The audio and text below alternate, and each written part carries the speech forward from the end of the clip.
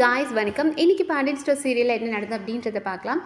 இன்றைக்கி எபிசோடு எப்படி இருந்தது அப்படின்னா, திட்டம் போட்டு பாண்டியனை பழி வாங்கணும் அப்படின்றதுக்காக தன் தம்பியோட வாழ்க்கை எப்படி போனாலும் பரவாயில்லன்றதுக்காக எந்த அளவுக்கு இறங்கி பழனி வாழ்க்கையை என்ன சொல்லி அந்த கல்யாணத்தை நிறுத்த முடியுமோ நிறுத்தி நான் தான் ஜெயிக்கணும், பாண்டியன் முன்னாடி நான் ஜெயிக்கணுன்றதுக்காக முத்துவேல் சக்திவேல் எந்த லெவலுக்கும் கேவலமாக இறங்குவாங்க அப்படின்றத காமிச்சிருக்காங்க. எஸ், நம்ம நேற்றே பார்த்தோம். பொண்ணு வீட்டில் வந்துட்டு அந்த பொண்ணு வீட்டில் சொல்லி வச்சுட்டாங்க, என் தம்பிக்கு வந்துட்டு கல்யாணம் பண்ணா அப்படின்னா அவனால் குடும்ப வாழ்க்கையில் ஈடுபட முடியாது அப்படின்னு சொன்னாலும் அவங்க போயிடுறாங்க. அந்த இக்கட்டான சூழ்நிலையில், ஏன்னா ஆல்ரெடி ஒரு தடவை கல்யாணம் நின்று போயிருக்கு, இப்போ 2வது தடவையும் நின்று போயிடுச்சு. ஸோ இந்த இக்கட்டான சூழ்நிலையில் இவங்க முத்துவேல் சக்திவேல் ஒரு பொண்ணை கொண்டு வந்து நிறுத்தினாங்க அப்படின்னா வேறு ஆப்ஷனே கிடையாது. அது நம்மளோட பழனி ஆகட்டும், அவரும் என்ன நினைப்பார், ஐயோ இத்தனை தடவை நம்ம கல்யாணம் நின்று போயிடுச்சு, சரி இதுக்கு மேலே நமக்கு வர கல்யாணத்தை அண்ணனுங்க பார்த்து பொண்ணாக இருந்தாலும் ஓகேன்னு அவரும் ஒத்துக்குவார். அதுவே வந்துட்டு பாண்டியன் ஆகட்டும் கோமதி ஆகட்டும் அவங்களும் என்ன நினைப்பாங்க, ஐயோ தம்பிக்கு இத்தனை தடவை கல்யாணம் நின்று போயிடுச்சு, இப்போ நம்ம கல்யாணம் பண்ணி வச்சா என்ன, வேறு யார் பண்ணி வச்சா என்ன, கல்யாணம் நடந்துடும் அப்படின்ற ஒரு இக்கட்டான சூழ்நிலையில் கொண்டு வந்து தள்ளுறாங்க. ஸோ 2வது தடவையும் கல்யாணம் நின்று போயிடுச்சு. ஸோ இவங்க நம்ம முத்துவேல் சக்திவேல் அவங்க ஒரு பொண்ணை கொண்டு வந்து உட்கார வச்சிடுறாங்க.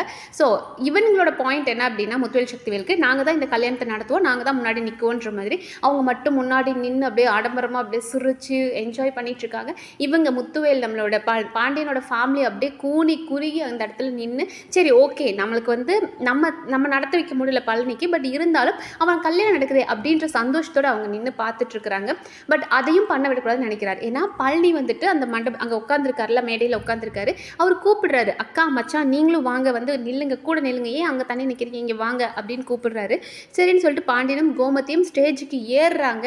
நம்ம முத்துவேல் அங்கேருந்து அப்படியே கையை நீட்டுறாரு, வராத அப்படின்னு சொல்கிற மாதிரி கையை நீட்டுறாரு. ஸோ அதை பார்க்குற அத்தனை பேருக்கும் ஷாக்கிங்காக இருக்குது. ஸோ நம்மளோட பாண்டியனும் சரி போகலை, அவர் அங்கேயே நின்றுக்கிட்டாரு. அதெல்லாம் பார்த்தா அப்படியே சக்திவேலுக்கும் ஒரே சந்தோஷம், அப்போ அவனை அசிங்கப்படுத்திட்டோம் அப்படின்னு. அடுத்ததான் வந்து அக்ஷதை போடணும் இல்லையா, அதுக்கு வந்துட்டு நம்ம குமார் கையில் தட்டை கொடுத்து அக்ஷதை எல்லார்ட்டையும் கொடு, ஆனால் பாண்டியன் கிட்ட கொடுக்காத, பாண்டிய குடும்பத்தை கொடுக்காத அப்படின்ற மாதிரி குமார் கிட்ட இவர் சக்திவேல் சொல்கிறாரு. ஸோ குமாரும் என்ன பண்ணுறாருனா, அக்ஷதை எல்லாருக்கும் எடுத்துகிட்டு போய் கொடுக்குறவர் பாண்டியன் கிட்ட வரும்போது மட்டும் தட்டை திருப்பிக்கிறாரு, மூஞ்சை திருப்பிக்கிறாரு, அவர்கிட்ட கொடுக்க மாட்டாரு. கோமதி எடுக்கிறாங்க. ஸோ கோமதி எடுத்ததை வச்சு தான் கோமதி பாண்டியனுக்கு கொஞ்சம் கொடுக்குறாங்களே தவிர அவர் கையில் மட்டும் அக்ஷதையை கொடுக்க மாட்டாங்க. அதையும் எல்லாரும் பார்க்குறாங்க. முத்துவேல் சக்திவேலுக்கு அப்படி ஒரு சந்தோஷம், அசிங்கப்படுத்திட்டோம்னு அப்படின்ற மாதிரி. சரி இவங்க எவ்வளோ அசிங்கப்பட்டாலும் சரின்றது பழனி கல்யாணத்துக்காக அவங்களும் வெயிட் பண்ணிட்டு இருக்கிறாங்க. அதுக்கப்புறம் அவரும் தாலி கட்டுறாரு. ஸோ தாலி கட்டுறதுக்கு முன்னாடி ஒரு தடவை அக்காவையும் மச்சானையும் பழனி பார்க்குறாரு. அவங்க 2 பேரும் கட்டுடா அப்படின்னதுக்கப்புறம் அவர் தாலியும் கட்டிட்டாரு, இவங்களும் அக்ஷதை போட்டுட்டாங்க. அதுக்கப்புறம் சரி ஓகே அவனுக்காக வந்துட்டு நம்ம ஒரு செயின் வாங்கி வச்சுருக்கோம், அதை போட்டுடலாம் அப்படின்றாங்க. அப்போ நம்மளோட இவரெல்லாம் சொல்கிறாரு, கதர்லாம் சொல்கிறாரு, அப்பா வேண்டாம், இங்கே இவங்க நம்ம ரொம்ப அசிங்கப்படுத்திக்கிட்டே இருப்பாங்க, அவரை நம்ம அப்புறமா பார்த்து கொடுத்துக்கோம் அப்படின் போது, டே அவனுக்காக வாங்கினது வாடா போய் கொடுத்துடலாம் அப்படின்னு சொல்லிட்டு நீங்கள் யாரும் வர வேண்டாம், நானும் அம்மாவை மட்டும் போய் கொடுத்துட்டு வரோம் அப்படின்றாங்க. சரின்னு சொல்லிட்டு அவங்க லைனாக அந்த மொய் செய்யறதுக்காக எல்லாரும் லைனாக நிற்பாங்க இல்லையா, அது மாதிரி லைனில் போய் நிற்கிறாங்க. அங்கே நிற்கிற ஒருத்தங்களுக்கு கூட தெரியுது, பழனியை வளர்த்தது அவங்க அக்காவும் மச்சானும் தானேன்ட்டு, நீங்கள் முன்னாடி போங்க அப்படின்னு விடுறாங்க. தூரத்துலேருந்து பார்த்தவங்களுக்கே தெரியுது பழனியோட வாழ்க்கையில் யார் முன்னாடி நிற்கணும் அப்படின்றது. ஸோ அவங்க பின்னாடி நிற்கிறவங்களாம் வந்துட்டு அவங்க போயிடுறாங்க. நம்ம பாண்டியன் முன்னாடி நிற்கிறாரு, அவர் போய் அந்த செயினை போடுறாரு. அப்போ ஃபோட்டோகிராஃபர் ஃபோட்டோ எடுத்துகிட்டு இருக்கார். அதுக்கும் சக்திவேல் திட்டுறாரு, என்ன அப்படின்னா, என்ன கண்டவனி ஃபோட்டோ எடுப்பியா, குடும்பத்தால் மட்டும் எடுத்தால் போதும் அப்படின்ற மாதிரி. அவன் என் குடும்பம் கிடையாது, இவன் ஏன் தம்பி, அவன் என் குடும்பம் கிடையாதுன்ற மாதிரி அசிங்கப்படுத்துறாரு. ஸோ அந்த இடத்துலையும் வந்து கூனி குறுகி நிற்கிறாரு பாண்டியன். ஸோ அதுக்கப்புறம் அவங்களும் கீழே இறங்கிடுறாங்க. ஸோ எல்லாருக்கும் பசங்களுக்குலாம் கோவம் வருது, நம்மளோட கதிர் ஆகட்டும் இல்லைன்னா செந்தில் ஆகட்டும், இவனுக்கு ரொம்ப ஓவரா பண்ணுறானுங்க, ஏதாவது பேசிடலாமான்னு போது நம்ம பாண்டியன் வேண்டான்றார். நம்மளுக்கு தேவை பழனி கல்யாணம் நடக்கணும், நல்லபடியாக நடக்கணும், அவ்வளோதான். அதனால் இப்போ நம்ம எதுவும் பேசி வம்பு பிரச்சனை வேண்டாம், நம்ம கிளம்பிடலாம் அப்படின்னு சொல்லிட்டு அவங்க எல்லாருமே சரி கல்யாணத்தை தான் பார்த்துட்டோம் தானே நம்ம கிளம்புவோம் அப்படின்னு யோசிக்கிறாங்க. அண்ட் இவர் வந்துட்டு நம்ம பழனி வந்து ஆசீர்வாதம் வாங்குறதுக்காக வராரு. ஏன்னா அவங்களையும் ஸ்டேஜ் ஏற விட மாட்டாங்கன்னு சொல்லிட்டு பழனி வந்து ஆசீர்வாதம் வாங்க வராரு.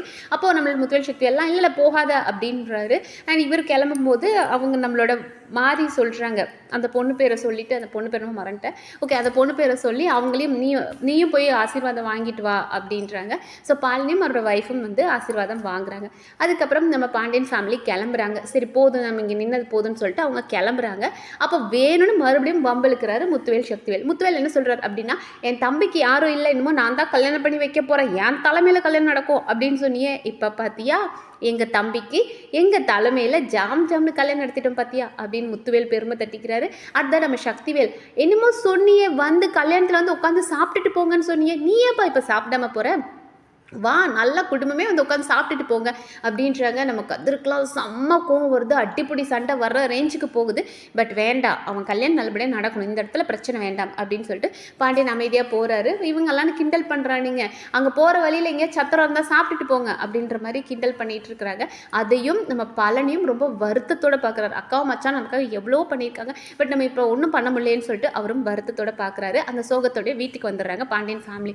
அங்கே வீட்டுக்கு வந்ததுமே நம்மளோட கோமதியால் அந்த வழியை தாங்க முடியல. நம்ம வீட்டில் தான் இந்த கல்யாணம் நம்ம தலைமையில் நடந்திருக்கும், நம்ம ஆரத்தியெல்லாம் நான் எடுப்பேன், என் தம்பி என் வீட்டுக்கு வருவான்னு நினச்சேன், இப்படி ஆயிடுச்சு. அந்த பொண்ணுக்கு வந்துட்டு நான் வந்து என் தம்பிக்கு அக்கா, அப்போ நான் தானே போடணும், எனக்கோட அந்த உரிமையை கூட எனக்கு தரலை.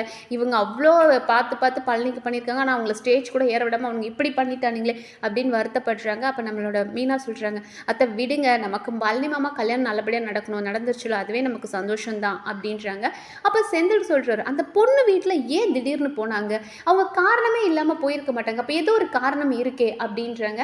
அப்போ கோமதி சொல்கிறாங்க, ஆமாம் என்னவா இருந்தாலும் நம்ம போய் கேட்டுறணும், எப்படியாவது இன்றைக்கி போய் அதை கேட்டு நம்ம என்னென்னு தெரிஞ்சுட்டு வந்துடலாம் அப்படின்றாங்க. அப்புறம் நம்ம பாண்டியனும் சரி இரு பார்ப்போம் என்னென்னு பார்ப்போம் அப்படின்றாங்க. அப்போ நம்மளோட சரவணன்னு சொல்கிறாரு, நம்மக்கிட்ட அப்போ சொல்லாதவங்க இப்போ போய் நம்ம கேட்டு என்ன சொல்ல போகிறாங்க அப்படின்னு பேசிகிட்டு இருக்கிறாங்க. அப்போ எல்லோரும் வாங்க உள்ளே போகலாம், தங்கமேல் சொல்கிறாங்க நம்ம இங்கேயே நின்றுட்டு இருக்க வேண்டாம், வாங்க உள்ளே போகலாம் அப்படின் போது கோமதி சொல்கிறாங்க, இல்லை இப்போ பொண்ணு மாப்பிள்ளை வந்துடுவாங்க இல்லையா, நம்ம பார்த்துட்டு போயிடலாம், அவங்களை தூரத்துலேருந்து நான் பார்த்துட்டு போகணும் அப்படின்றக்காக வாசல்லே நிற்கிறாங்க. அங்கே பார்த்தா நம்மளோட குமாரும் சரி மாரி அண்ட் வடிவு இவங்க 3 பேர் மட்டும் ஒரு காரில் வந்து இறங்குறாங்க. அப்போ நம்ம கோமதி கேட்குறாங்க, என் தம்பி கல்யாணத்தில் என்ன நிற்க விடாமல் பண்ணிட்டீங்களா, இப்போ உங்களுக்கு சந்தோஷமா அப்படின் போது வடிவுக்கு மாரிக்கு சொல்கிறாங்க, நாங்கள் என்ன பண்ணோம், உங்கள் அண்ணனுங்க என்ன பண்ணானுங்களே எங்களுக்கு புரியவே இல்லை, என்ன நடந்துச்சுன்னே எங்களுக்கு புரியல, நாங்கள் என்ன பண்ணோம் அப்படின்ற மாதிரி கேட்குறாங்க. அப்போ குமார் வம்பு இழுக்கிறாரு, மா இவங்களுக்கு ஏமா எக்ஸ்பிளைன் பண்ணிட்டு இருக்க அப்படின்ற மாதிரி வம்பு இழுக்கிறாரு. அப்போ சரவணன் கோவம் வருது, பெரியவங்க பேசும்போது நீ என்னடா பேசுகிற, அடித்து வாயெல்லாம் உடச்சிடும் போது வாடா அடிக்க வாடா அப்படின்னு சொல்லிட்டு அடிப்படி சண்டை போடுற மாதிரி ஒரு ரேஞ்சுக்கு போகுது. அந்த நேரம் நம்ம அரசி அங்கே இருந்துட்டு சும்மா இரு அப்படின்றாங்க. ஸோ உடனே குமார் அப்படியே நல்ல ஒரு மாதிரி நடிக்கணும் இல்லையா அரசி முன்னாடி, சரி இப்போ எதுக்குங்க இப்படிலாம் பேசிகிட்டு இருக்கீங்க, சித்தப்பா கல்யாணம் நல்லபடியாக நடந்துச்சு, பொண்ணு மாப்பிள்ளைக்கு ஆர்த்தி எடுக்கணும், தேவையில்லாமல் வம்ப நம்ம பேச வேண்டாம் அப்படின்ற மாதிரி சொல்கிறாரு. பாண்டியனும் வேண்டாம் ஏண்டா நம்ம அங்கேயே சண்டை போடல, இங்கே ஏண்டா வந்து சண்டை போட்டுட்டு இருக்கீங்க, அவன் தான் பேசுகிறான்னு நீங்களாம் அப்படி பேசாதீங்கடா அப்படின்னு சொல்லி பசங்களை அடக்கி அங்கே நிற்க வச்சிருக்காரு. அண்ட் கரெக்டாக பழனி பொண்ணு மாப்பிள்ளை 2 பேரும் வராங்க. வந்ததுமே இவங்க ஓரமாக நின்று பார்த்துட்டு இருக்கிறாங்க. அப்போது அதை பார்த்ததுமே முத்துவேல் சக்திவேலுக்குலாம் அவ்வளோ ஒரு சந்தோஷம். சக்திவேல் சொல்கிறாரு, அண்ணன் இவனுங்களை பாருங்களேன் எவ்வளோ அசிங்கப்பட்டாலும் தொடச்சிட்டு அப்படியே நிற்கிட்டு இருக்கானுங்க பாருங்களேன் அப்படின்ற மாதிரி பேசுகிறாரு. ஸோ அந்த இடத்துல ஸ்கோர் பண்ணணுன்றதுக்காக மறுபடியும் நம்ம குமார்ன்ட்டு, அப்பா எதுக்குப்பா தேவையில்லாமல் பேசுகிறீங்க அப்படின் போது, ஓ இது வந்து அரசிக்கு போடுற பிட்டான்னு அவர் புரிஞ்சுக்கிட்டு, ஓகே ஓகே சரி பொண்ணு மாப்பிள்ளைக்கு ஆரத்தி எடுங்க அப்படின்னு சொல்லிட்டு ஆரத்தி எடுத்து உள்ளே கூட்டிகிட்டு போயிட்டாங்க பொண்ணு மாப்பிள்ளையை. இவங்க அங்கே வழியிலே நின்று எல்லாத்தையும் பார்த்துட்டு இருக்கிறாங்க. நம்மளோட பழனியும் சரி அப்படியே ரொம்ப வருத்தத்தோட அக்காவை பார்க்குறாரு. அதோடு இன்றைக்கி எபிசோட் முடிச்சிட்டாங்க. ஸோ ஓவரால் எபிசோட் இன்றைக்கி ரொம்ப வருத்தமாக பாண்டியன் குடும்பத்தை கூனி குறுகி நிற்க வச்சுருக்கானுங்க அப்படின்ற மாதிரி வருத்தமான ஒரு எபிசோடாக போச்சு. ஸோ பாப்போம் நாளைக்கு எபிசோடில் வேறு இன்ட்ரெஸ்டிங் நடக்குதுன்றது அடுத்தடுத்த வீடியோவில் பார்க்கலாம். நன்றி.